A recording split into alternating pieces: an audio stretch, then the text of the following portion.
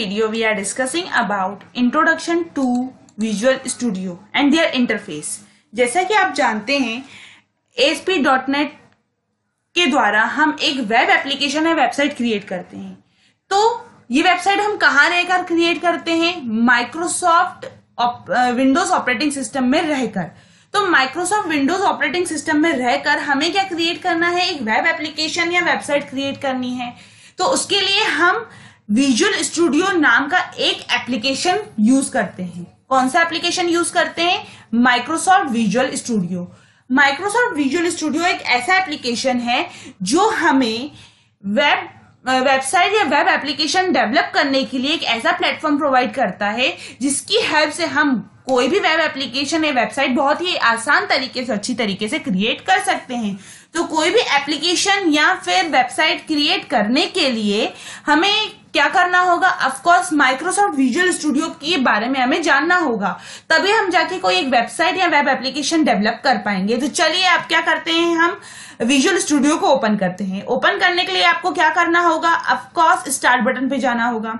Start button पे जाकर आपको VISUAL विजुअल टाइप करना होगा। विजुअल टाइप करना होगा। इसके बाद आपको क्या लेना है? आपको एक एप्लीकेशन लेना है, वो है माइक्रोसॉफ्ट विजुअल स्टूडियो 2010। आपको कौन सा एप्लीकेशन लेना है? Microsoft visual studio 2010। इसको ओपन करने के लिए आपको इस पर डबल क्लिक करना होगा। जैसे ही आप डबल क्लिक करेंगे वो थोड़ी सी प्रोसेसिंग लेगा। प्रोसेसिंग लेने के बाद आपकी स्क्रीन पे वो ओपन हो जाएगा। तो जैसा कि आप देख पा रहे हैं हमारी स्क्रीन पर माइक्रोसॉफ्ट विजुअल स्टूडियो का स्टार्ट पेज आ गया है। आप थोड़ा बहुत इस विंडो के बारे में जानते भी होंगे क्योंकि आप विजुअल बेसिक पर काम कर चुके हैं। तो चलिए अब हम क्या करते हैं, हमें क्या क्रिएट करना है? सबसे पहला एक वेब एप्लीकेशन यानी कि वेबसाइट क्रिएट करनी है। क्रिएट करने के लिए आप जानते ही हैं कि हमें कहाँ जाना होता है? फाइल मेन्यू के अंदर। ये हम कहाँ चले गए? फाइल मेन्यू के अंदर।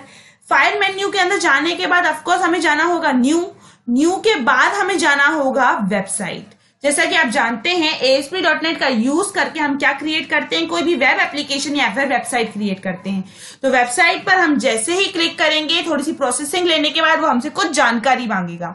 यहाँ पर आपको देखना है कि यहाँ पे .NET फ्रेमवर्क 2.0 है, ठीक है।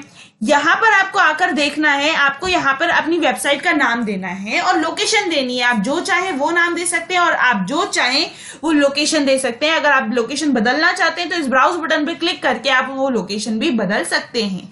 हमें नहीं बदलनी तो आप क्या करेंगे? हम ओके बटन पर क्लिक करेंगे। ओके बटन पे क्लिक करने के बाद वो थोड़ी सी प्रोसेसिंग लेने के बाद आपकी स्क्रीन पर कुछ एक विंडो डिस्प्ले करेगा जिसके बारे में मैं आपको पूरी जानकारी दूंगी। सबसे पहले यहाँ पर जो ये दिख रहा है ये आपको जो है कह सकते हैं टाइटल बार।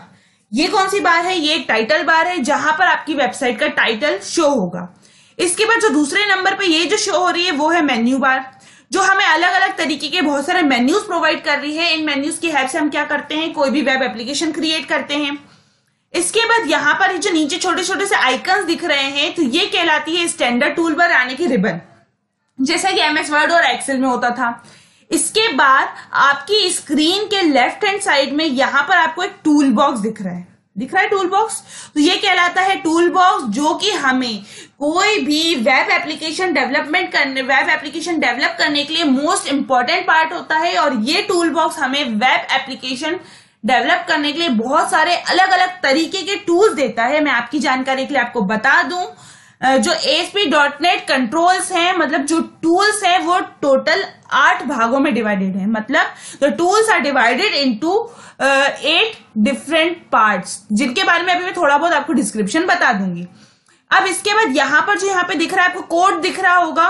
तो ये जो कोड है, जैसा कि मैंने बताया आपको कि ASP.NET जो है ऑब्जेक्ट ओरिएंटेड प्रोग्रामिंग है। और दूसरी चीज मैं आपको बता दूं कि ये जो है GUI ग्राफिकल यूजर इंटरफेस हमें प्रोवाइड करती है। तो यदि कोई ऐसा यूजर है जिसे कोडिंग की जानकारी नहीं है, क्योंकि हम क्या कर सकते हैं, कोडिंग की हेल्प से भी वेब एप्लीकेशन क्रिएट कर सकते हैं, बट कोई ऐसा बंदा जिसे कोडिंग की जानकारी नहीं है तो वो कैसे क्रिएट करेगा? वो भी इस पर आसानी से क्रिएट कर सकता है। आपको यदि कोड की जानकारी नहीं है तो आप क्या करेंगे, यहाँ पर ये जो डिजाइन बटन आपको दिख रहा है, इस डिजाइन बटन पे क्लिक करते ही आपकी स्क्रीन पर एक फॉर्म ओपन हो जाएगा। ये जो फॉर्म है, इस फॉर्म को बोला जाता है वेब फॉर्म, जिसकी हेल्प से आप क्या करते हो, कोई भी वेब एप्लीकेशन क्रिएट या डेवलप कर पाते हो। ये जो विंडो आपको दिख रही है वो है वेब फॉर्म विंडो, जिसमें आपको ये टूल्स का यूज करके वेब एप्लीकेशन क्रिएट करना होता है। इसके बाद यहां पर जो दिख रहा है ये है आपका, ये है सॉल्यूशन एक्सप्लोरर। सॉल्यूशन एक्सप्लोरर ये बताएगा कि आपने आपकी वेबसाइट के अंदर कौन से और कितने वेब फॉर्म्स लेकर रखे हैं, कौन से वेब फॉर्म का क्या नाम है और कौन कौन से एलिमेंट्स आपने अपनी वेबसाइट के अंदर लेकर रखे हुए हैं। इसके बाद इसके नीचे जो दिख रहा है ये है प्रॉपर्टी विंडो। प्रॉपर्टी विंडो अभी आपको फॉर्म की दिख रही होगी। इसके बाद आपको जो भी आप कंट्रोल्स लोगे उसकी प्रॉपर्टीज आपको यहाँ पे प्रॉपर्टी विंडो में शो हो जाएगी। इसके बाद इसका जो इंटरफेस का एक मोस्ट इंपॉर्टेंट पार्ट होता है वो ये होता है कि व्यू में जाइए, व्यू में जाकर यहाँ पे आपको मिलेगा server explorer. Server explorer most important part होता है विजुअल स्टूडियो का। मैं आपको बता दूं, ये जो सर्वर एक्सप्लोरर है इसका यूज करके हम डेटाबेस कनेक्टिविटी कर सकते हैं हमारे वेब एप्लीकेशन के साथ। तो चलिए अब हम क्या करते हैं, नेक्स्ट हमारे टॉपिक पर आते हैं, which is understanding ASP.NET controls. हमने अभी 2 मिनट पहले विजुअल स्टूडियो के बारे में देखा, इसके इंटरफेस के बारे में जाना, और अब हमें क्या देखना है, अंडरस्टैंडिंग ASP.NET कंट्रोल्स। तो अब हमें क्या करना है, ASP.NET कंट्रोल्स के बारे में थोड़ी सी जानकारी लेनी है। अभी आप देख पा रहे हैं, यदि आपको कंट्रोल्स न दिखे, मतलब टूल्स न दिखे, यहाँ पर छोटा सा आइकन दिख जाएगा, और समझ लीजिए कि यहाँ भी आपको आइकन नहीं दिखता है, तो आपको ओपन कैसे करना है मैं आपको बता देती हूँ। व्यू मेन्यू के अंदर जाकर यहाँ पर आपको दिख जाएगा टूल बॉक्स, जिसकी शॉर्टकट की है Ctrl-Alt-X। इस पर क्लिक करते ही आपकी स्क्रीन पर टूल बॉक्स ओपन हो जाएगा। आपकी स्क्रीन के लेफ्ट हैंड साइड में शो होगा ये टूल बॉक्स। तो यहाँ पर जो मैंने आपको 2 मिनट पहले बताया था कि जो टूल बॉक्स है उसमें बहुत सारे टूल्स हैं, और ये बहुत सारे टूल्स टोटल 8 भागों में, मतलब 8 पार्ट्स में डिवाइडेड हैं। जो सबसे पहला पार्ट होता है वो स्टैंडर्ड होता है, जिसमें स्टैंडर्ड टूल्स दिखते हैं कुछ इस तरीके के। जो दूसरा भाग होता है वो होता है डेटा। डेटा मतलब यहाँ पर कुछ ऐसे टूल्स होते हैं जिनकी हेल्प से हम डेटा को रिट्रीव कर सकते हैं या फिर डेटा क्रिएट कर सकते हैं। नेक्स्ट जो पार्ट होता है वो होता है वैलिडेशन। वैलिडेशन मतलब इसका, इन जो वैलिडेशन के अंदर जितने भी टूल्स दिए गए हैं, इन टूल्स का यूज करके हम किसी दूसरे टूल पर किसी तरीके का कोई भी वैलिडेशन लगा सकते हैं। इसके बाद आपको मिलेंगे नेविगेशन। नेविगेशन जैसे पॉइंटर, मेन्यू क्रिएट करना है या फिर ट्री व्यू क्रिएट करना है, तो नेविगेशन हेड के अंदर आपको भी कुछ टूल्स मिलेंगे। इसके बाद लॉगिन, लॉगिन से रिलेटेड आपको कुछ टूल्स मिलेंगे। इसके बाद वेब पार्ट्स, वेब पार्ट से रिलेटेड कुछ टूल्स मिलेंगे। इसके बाद HTML, तो HTML से रिलेटेड भी कुछ टूल्स मिलेंगे। और देन लास्ट में है जनरल। जनरल के अंदर नॉर्मल से कुछ टूल्स आते हैं। तो मैं आपको बता चुकी हूं अभी, जितने भी ये सारे टूल्स हैं, इन सभी टूल्स का यूज करके हम एक वेब एप्लीकेशन क्रिएट करते हैं। पर्टिकुलर एक एक टूल के बारे में हम तब जानेंगे जब हम इसका यूज करेंगे हमारे वेब एप्लीकेशन में। तो 1 बाय 1 हम सारे के सारे टूल्स देखेंगे हमारे वेब एप्लीकेशन में, उनका यूज करके उनके थ्रू हम एक वेब एप्लीकेशन डेवलप कर पाएंगे। अब नेक्स्ट जो हमारा टॉपिक है, which is creating web application and using web form. अभी मैंने आपको वेब एप्लीकेशन क्रिएट करना बताया, जिसमें हम कहाँ गए थे, फाइल के अंदर, न्यू के अंदर हमें जाना था कहाँ पर, वेबसाइट के अंदर। वेबसाइट हमने क्यों लिया है, क्योंकि हमें क्या क्रिएट करना है, web application. Web application create करने के लिए यहाँ पर ये जो विंडो आपको दिख रही है ये कहलाएगी आपके लिए वेब फॉर्म। ये क्या कहलाएगा, वेब फॉर्म। वेब फॉर्म एक ऐसा इंटरफेस है जहां पर आप टूल्स के द्वारा, किसके द्वारा, टूल्स के द्वारा कोई भी एक वेब एप्लीकेशन क्रिएट कर सकते हो। जैसा कि आप जानते हो जो ASP.NET है वो माइक्रोसॉफ्ट के द्वारा डेवलप किया गया है, और ये हमें वेब एप्लीकेशन क्रिएट करने के लिए एक ऐसा फ्रेमवर्क, ऐसा प्लेटफॉर्म प्रोवाइड करता है जिस पर रहकर हम आसानी से, कोई भी यूजर किसी भी तरह का कोई भी वेब एप्लीकेशन आसानी से डेवलप कर सकता है। ये हमें बहुत सारी ऐसी फैसिलिटीज देता है जिसकी हेल्प से हम आसानी से वेब एप्लीकेशन क्रिएट कर सकते हैं। जैसे कि आप देख पा रहे हैं यहाँ पे टूल्स हैं, सॉल्यूशन एक्सप्लोरर है, प्रॉपर्टी विंडो है और सर्वर एक्सप्लोरर है। ये सारे ऐसी फैसिलिटीज हैं जो हमें एक वेब एप्लीकेशन डेवलप करने में बहुत अच्छी फैसिलिटीज प्रोवाइड करता है। और सबसे बड़ी बात मैं आपको बता दूं, ये जो है एप्लीकेशन वो ड्रैग एंड ड्रॉप फैसिलिटी पर काम करता है। मतलब लेना और यहाँ पर छोड़ देना, ड्रैग एंड ड्रॉप। मतलब हमें कोई भी यदि टूल लेना है तो हमें उसके लिए कोड लिखने की जरूरत नहीं है। बेसिकली यदि आप कोड से करना चाहो तो वो भी कर सकते हो, बट जरूरत नहीं है। आप क्या कर सकते हो, ड्रैग एंड ड्रॉप करके भी कर सकते हो। तो चलिए अब हम हमारा पहला प्रोग्राम देखते हैं, जिसके अंदर हमें क्या करना है। इसके अंदर हमें करना है write a program to display a message hello world. हमें क्या करना है, हमारा एक वेब एप्लीकेशन डेवलप करना है, जैसे कि यहाँ पे हमने डेवलप करके रखा है, और इस एप्लीकेशन के अंदर हमें एक मैसेज डिस्प्ले कराना है। तो मैसेज हम कैसे डिस्प्ले कराएंगे, ऑफ कोर्स बटन की हेल्प से। बटन की हेल्प से हम क्या करेंगे, मैसेज को डिस्प्ले करवा पाएंगे। तो आप यहाँ पे देख पा रहे हैं ये हमारा वेब फॉर्म है। यहाँ पर टैब प्रेस करके मैं थोड़ा सा बीच में आ जा रही हूँ, और इसके बाद यहाँ पर एक बटन ले रही हूँ, बटन पर क्लिक करके यहाँ पर छोड़ दे रही हूँ। तो आप देख पा रहे हैं कि जो मेरा बटन है वो बीच में आ गया है। आप जैसे चाहे जहां चाहे वहां पर इसको रख सकते हैं। आप इसकी पोजीशन आप खुद डिसाइड कर सकते हैं। हम यहाँ पे बटन देख रहे हैं, बटन पर लिखा हुआ है बटन।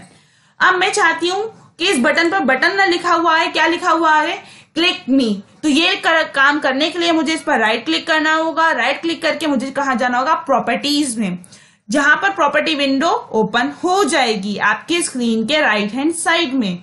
यहां पर टेक्स्ट के में लिखा हुआ है बटन, तो इसको हटाकर आप लिख दीजिए क्लिक मी। कुछ इस तरीके से मैंने लिख दिया, और जैसे ही मैं फॉर्म पे क्लिक करूंगी यहां पर नाम बदल जाएगा कुछ इस तरीके से। अब मुझे क्या करना है, इस बटन पे क्लिक करते ही मेरे पास मैसेज आना चाहिए हेलो वर्ल्ड। तो ये बात मुझे समझाने की से पड़ेगी, ऑफ कोर्स बटन को समझाने के लिए मुझे बटन पर डबल क्लिक करके कुछ कोड लिखना होगा। चलिए हम बटन पर डबल क्लिक करते हैं। जैसे ही हम डबल क्लिक करेंगे हमारी स्क्रीन पर कोड विंडो ओपन हो जाएगी। इस विंडो को बोला जाता है कोड विंडो, और ये जो विंडो है इसे बोला जाता है वेब फॉर्म, और इसके बाद इसे बोला जाता है कोड विंडो। इस कोड विंडो में मुझे कुछ ऐसा कोड करना होगा जिसकी हेल्प से मैं एक मैसेज डिस्प्ले करा पाऊं। तो मैंने यहाँ पे लिखा MSGBOX। क्या लिखा मैंने, मैसेज बॉक्स। शिफ्ट के साथ 9 प्रेस करेंगे तो ब्रैकेट ओपन हो जाएगा। शिफ्ट के साथ इन्वर्टेड कॉमा हमें लगाना होगा। इसके बाद मैंने मैसेज देना है HELLOW, hello world, WORLD। Inverted comma close. Shift के साथ 0 प्रेस करेंगे तो ब्रैकेट क्लोज हो जाएगा। अब आप देख पा रहे हैं कि हमने कोडिंग कर दी है। कोडिंग करने के बाद हमें क्या करना होगा, ऑफ कोर्स हमारे प्रोग्राम को रन करना होगा। रन करने के लिए हमें कहां जाना होगा, डिबग के अंदर। डिबग के अंदर यहां पर आपको जाना होगा स्टार्ट विदाउट डिबगिंग, मतलब Ctrl+F5। चाहे तो आप शॉर्टकट की का यूज भी कर सकते हैं, चाहे तो आप मेन्यू में जाकर भी कर सकते हैं। तो जैसे ही मैं इस पर क्लिक करूंगी, तो मैं आपको पहले ही बता देती हूं, इस पर क्लिक करते ही मेरी स्क्रीन पर वेब ब्राउजर ओपन हो जाएगा, जैसे कि क्रोम, और वहां पर मेरा ये फॉर्म डिस्प्ले होगा। क्योंकि आप जानते हैं ASP.NET की हेल्प से हम क्या डेवलप करते हैं, वेबसाइट्स या फिर वेब एप्लीकेशंस। तो चलिए अब इस पर क्लिक करते हैं। थोड़ा सा ये प्रोसेसिंग लेने में टाइम लेता है, तो जैसे ही प्रोसेसिंग हो जाएगी आपकी स्क्रीन पर वेब ब्राउजर ओपन हो जाएगा। वेब ब्राउजर ओपन हो जाएगा तो उसमें आपको एक बटन शो होने लगेगा। आप देख पा रहे हैं कुछ इस तरीके से हमारी स्क्रीन पर क्या शो हो रहा है, बटन।